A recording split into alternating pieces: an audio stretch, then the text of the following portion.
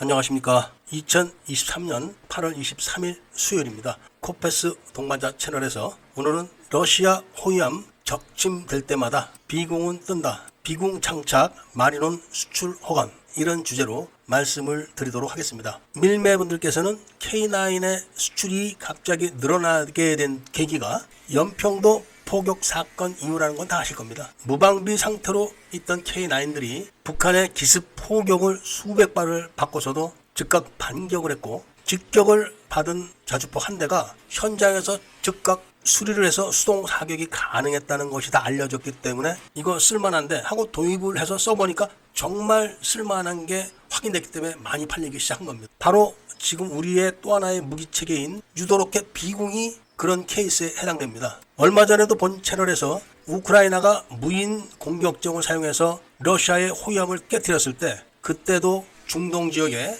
우리나라의 비공이 1조 원대로 팔려나갔다는 말씀을 드렸습니다. 그것도 유럽의 조선소에서 건조된 연안 순찰정에다가 한국산 비공을 장착할 정도로 한국의 비공은 유일무이한 그런 무기체계라는 게 다 확인된 겁니다. 그래서 그 이후, 그러니까 올해죠. 올해 연합 해군 합동 훈련 장소에서 이 비공이 화제가 됐다는 겁니다. 왜냐하면은 어느 나라 해군이든지 무인 공격정의 공격을 받을 위험이 굉장히 높아졌는데, 이거를 막을 무기체계가 딱 한국에서 생산하는 70mm 유도 로켓밖에 없다는 겁니다. 미군도 이거를 도입하기로 확정을 했다는 겁니다, 지금. 그런데 작년에 한국에서는 어떤 일이 있었냐면은 마리논 무장 헬기에 대해서 많은 논란이 있었고, 결국은 마리논으로 해병대 무장 헬기를 확정을 시켜가지고 이 마리논 무장 헬기에다가 70mm 루도 로켓 포도를 장착했는데, 이게 딱 화제가 된 겁니다. 그때만 해도 무인 공격정 공격에 70mm 유도 로켓이 딱 특효다, 이게 알려지지 않을 때였었습니다. 그래서 마리논에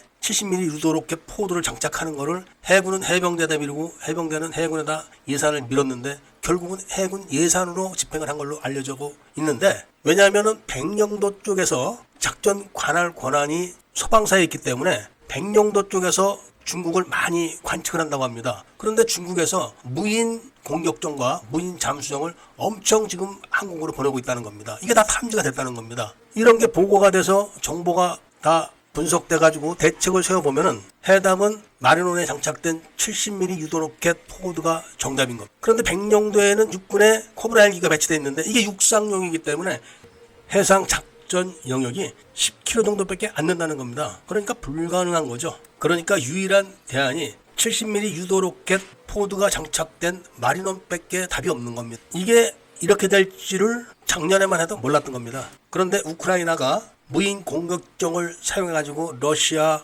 함대를 공격해가지고 호위함들을 깨뜨리고 크림반도 대교를 공격해서 다리를 못쓰게 만들고, 이런 걸 보고 나서 이게 장난이 아니구나, 뭘로 막지, 오직 대한민국의 비공밖에 없다, 이렇게 답이 정리가 될 때 그게 어딨냐 이렇게 찾아보니까 마리논에 장착이 돼 있는, 남미 국가들은 가난하니까 마리논까지 도입하기가 어려운 모양입니다. 보다 작고 저렴한 LAH 정도에 장착되어 있으면 구입할 수가 있는데 마리논까지는 부담이 된다, 이런 이야기가 나왔다고 합니다. 그런데 동남아시아 국가는 좀 더 사정이 다른가 봅니다. 일단 중국의 해상 민병대가 득실득실한 데다가 중국이 무기 시험을 한다고 해가지고 무인 공격정이나 무인 잠수정을 마구제비로 막 보내고 있는 겁니다. 이런 걸 함정에서 탐지를 해가지고 공격을 할 때 함정에 탑재된 헬기를 띄워가지고 바로 공중에서 70mm 유도 로켓을 쏴대면은 이게 동시교전 능력이 있는 겁니다. 발사 후 망각 시스템이라는 것은 다 아실 겁니다. 70mm 유도 로켓을 구입을 해서 헬기에 탑재를 하려면은 통합을 해야 됩니다. 세계 통합을 하는 것도 다 한국의 도움을 받아야 되고 돈을 내야 되는 거죠. 이렇게 되다 보면은 헬기 소유가 있는 나라에서는 아예 마리논을 사가는 게 더 쌀 수가 있는 겁니다. 이렇게 되다 보니까 수리온을 수출한다고 오랫동안 난리를 쳤는데 한 대도 수출이 안 됐습니다. 많은 오히려 마리논 쪽에서 수출이 먼저 일어날 가능성이 좀 높아지고 있는 겁니다. 그것도 한국의 무장까지 탑재해서